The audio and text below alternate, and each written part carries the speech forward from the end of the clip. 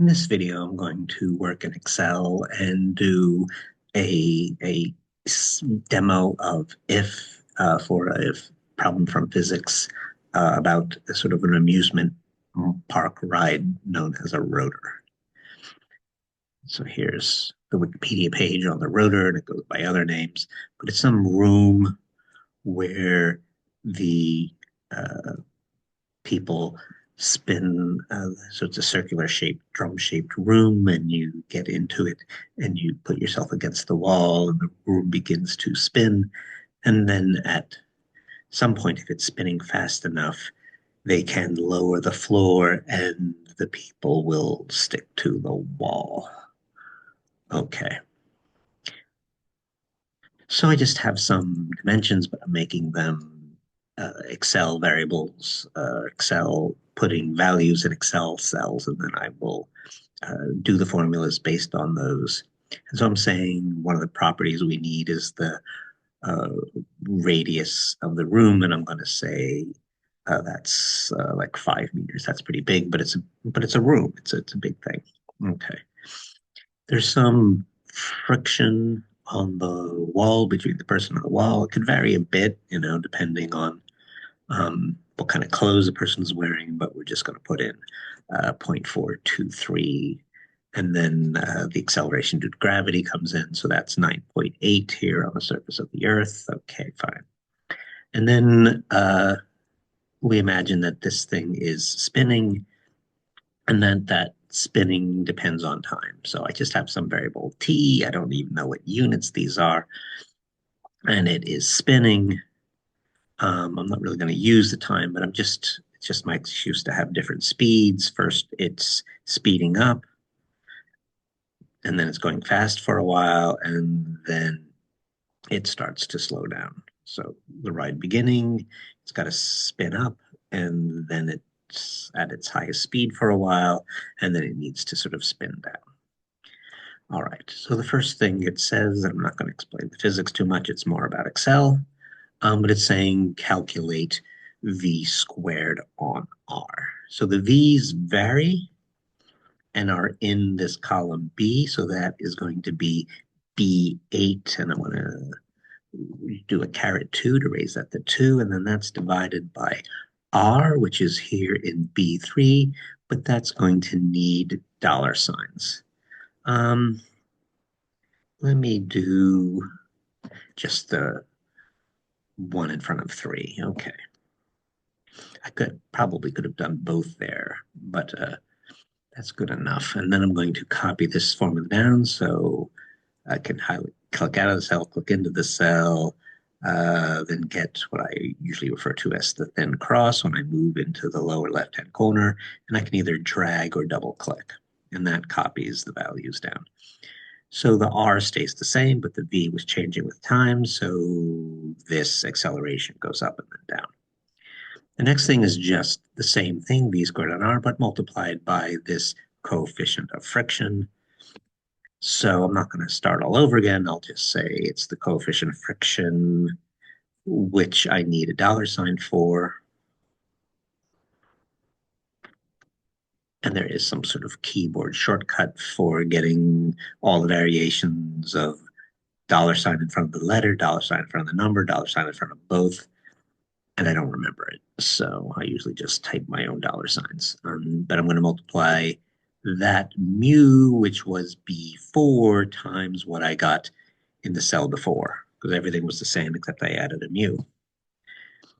So copy that down. Okay. And now I'm going to ask the question. So there's weight, which is related to this G pulling a person down, but there is this static friction force opposing the motion that gravity would give, which is this mu v squared on r. And so then, but static friction I was always just is as much as it has to be. It's so if if you if it's if G is smaller than mu v squared on r, then it will uh, the person will stick to the wall. Otherwise, they'll slide. So here's finally where the if comes in. It is an if exercise after all. 3 parts to an if. They call it the logical test. I'll sometimes refer to it as a condition or a true-false question. We're asking something. It's usually some kind of comparison. That's another word for it. Usually involves greater than, less than, or equal to. And it tells us right here, is mu v squared on r less than g? And mu v squared on r was over here in D8. And I'm asking if that is less than g, which is here in B5. And I need that $sign. And that's my question. So I ask my question. And then what do I want to do if it's true? So if mu v squared on r is less than g, then we're saying it slides down. The g is bigger, the weight wins out, and you slide down. But otherwise, so it's the question, the true-false question, then what you would do if it's true, what you would do if it's false, and I would slide if this were true, and I will stick, I'll say, if it is false. Okay. And so then in the beginning, I would slide, so don't drop the floor or I'll slide down. But so there's slide, slide, slide, stick, stick, stick, slide, and then more slide, slide, slide at the bottom. So it was slow, then it sped up, and then it slowed down again. So in the beginning and the bottom, in the beginning and the end, I would slip. So I need the floor to be at their feet, or that will ruin the fun. And now I'm just going to, so that was the main if, and I'm just going to do a variation on it here. Whereas if it sticks, I'm still going to say stick, but if it slides, I'm actually going to give the number, because in this if formula, you have your question, your test, your comparison, your logical test, and then you have the what if it's true, what if it's false. Well, that can be a calculation. It can be two calculations. It can be a word in a calculation. It can be two words. So this time we're going to make it one calculation, one word. So we'll just do the if again. It's an if exercise, so let's repeat and remember everything. So the logical test is the same logical test. If mu v, if that, uh, what is that? The static frictional force or static friction, sort of a static acceleration or not, if I multiplied it by m, it would be a static force. Okay, anyway, if that's less than G, where I need the $sign, because I'm going to copy down and I need the 5 to stay a 5. That's my question. Now, if that's true, I want to calculate the acceleration. How fast would I accelerate down if I were sliding? And so I'll do the B5 minus this. Okay.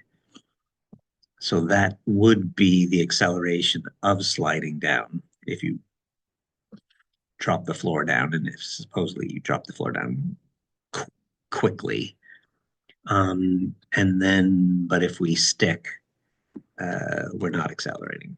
So I guess I just could put a 0 in here, or I could put the word. Let's put the word 0. What's my vertical acceleration? Let's make it a number 0. Okay. I think when I did it before, I said the word stick, but now I'll make it numbers either way. So I'm either doing a calculation or I'm saying 0. I could do a mix of numbers. I don't want to give you the impression that I can't have numbers and words. I can. Copy it down. I copied it down the slow way this time by dragging. So this is almost the acceleration due to gravity, only slightly reduced. That's in the beginning. Here are all my zeros. I'm sticking. And then here in the beginning, once again. Okay, so that was it. Mainly some simple basic calculating in Excel, a little work with $signs because we had some variable. The speed was a variable. whereas these other numbers were more of a parameter.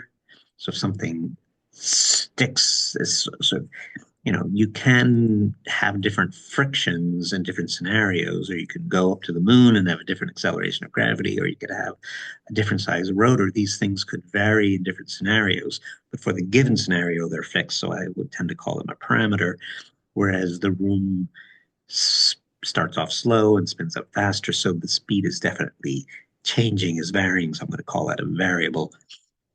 And then the way this comes in Excel is that the parameters, the things that aren't going to change, need those dollar signs, so that when I pull them down, I'm always sort of pulling from the same cell.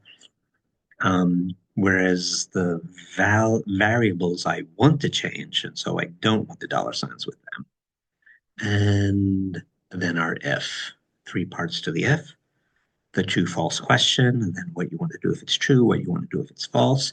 It could be words, it could be calculations, it could be numbers. They're all these sort of possibilities.